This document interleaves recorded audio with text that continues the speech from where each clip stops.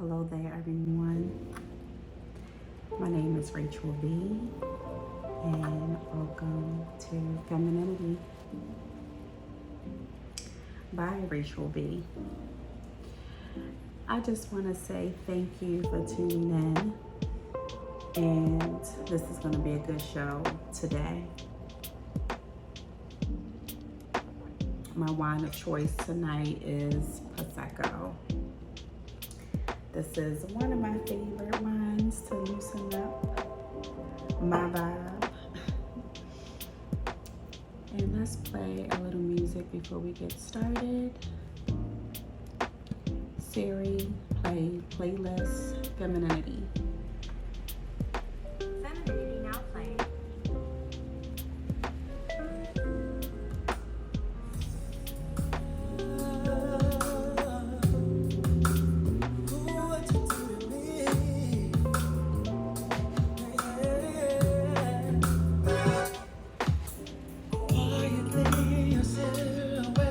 Approaches me,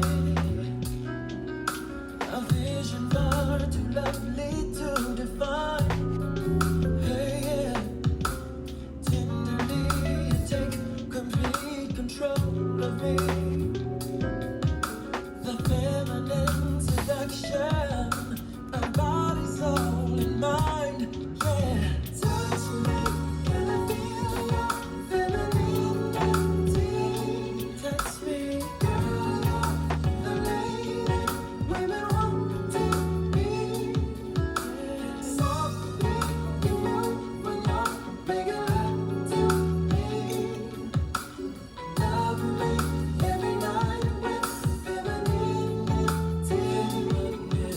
A child of innocence is how you look at me, but it's the woman's touch that makes it feel so right, so right. Your lips consume my deepest sensitivity. It feels so good, it makes me wanna cry.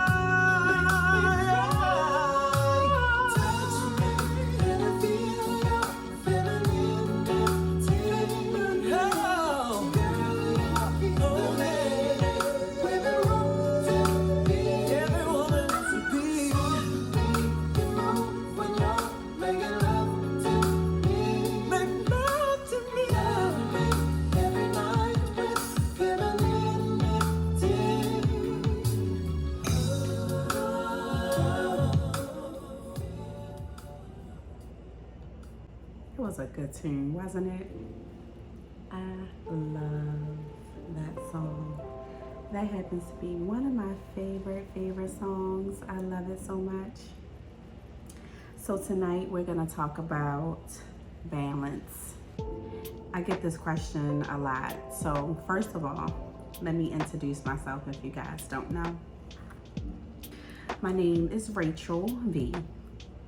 I have a twin. Her name is Robin V. Shout out to my sister Robin. I love you, girlfriend. I am from Baltimore, Maryland. I have recently moved to Miami, Florida, and I absolutely love living here. It's one of the most magical cities you can ever come to. So I have been in the beauty industry for a very long time, over 20 years. I'm a hairstylist. I own a hair salon in Baltimore. It's a very successful hair salon. Shout out to Salon Richey and the Salon Richey team. I love you girls. And I recently have been dabbling into different things that I enjoy. When you do something for so long, you really crave to do something else. Although I love doing hair, love my clients, but I need more. And this is where Femininity by Rachel V came about. So I've had this business, this hair salon, for a very long time. I love connecting with women. I love talking to women. And that was one part of the business I didn't want to give up. I talk to a lot of different women about life, love, money, business, family, sex, everything.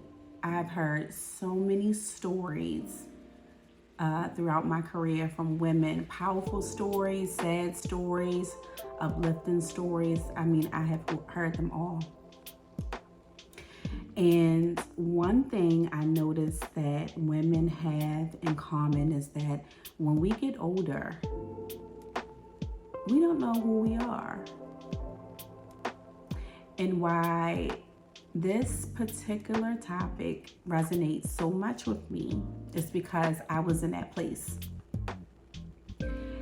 When the pandemic happened, I noticed that I felt very lost, like a lot of other people. The salon was closed.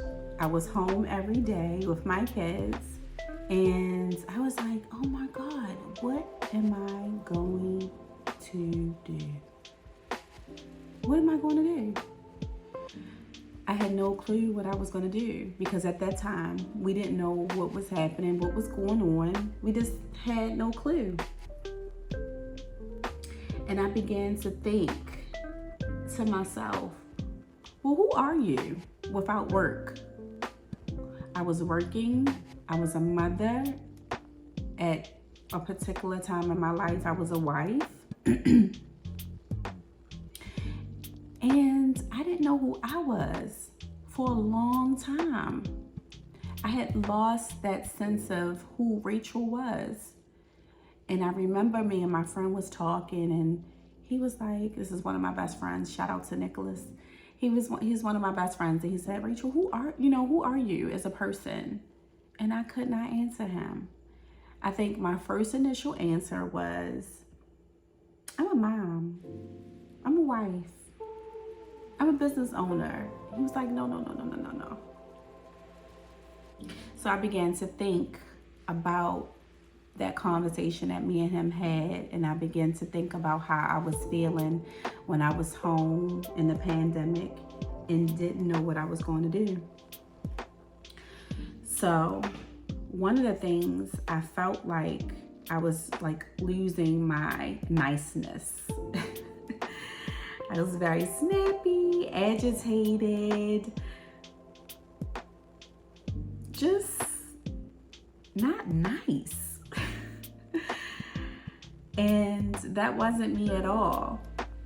And I feel like a lot of women, we are hardened by our situations in life, by the things that we are forced to do and take care of on a day-to-day basis. And it makes us hard. And I was one of those women. I was kind of mean to my friends. I wasn't nice. And I didn't like that. So during the pandemic, I forgot about work. I was like, forget it. It's not important. There's nothing I can do right now. I have a good amount of savings. I'm straight. Just fuck it. And I'm sorry, I forgot to mention, it is a little bit of cussing up in this podcast. I should have probably mentioned that first, but if you're listening, I hope you don't have virgin ears, because it is what it is. It will be a little bit of explicit talk here. But I said, you know what? For the first time in my life, in a very long time, I am going to put Rachel first and figure out what Rachel loves, what Rachel wants to do. And being home all of those months was amazing for me. I didn't go anywhere. I didn't go outside. I didn't travel. I didn't do one thing but think about the things that made me happy. And for the first time in over 20 years, I did just that. I pampered myself with rose baths.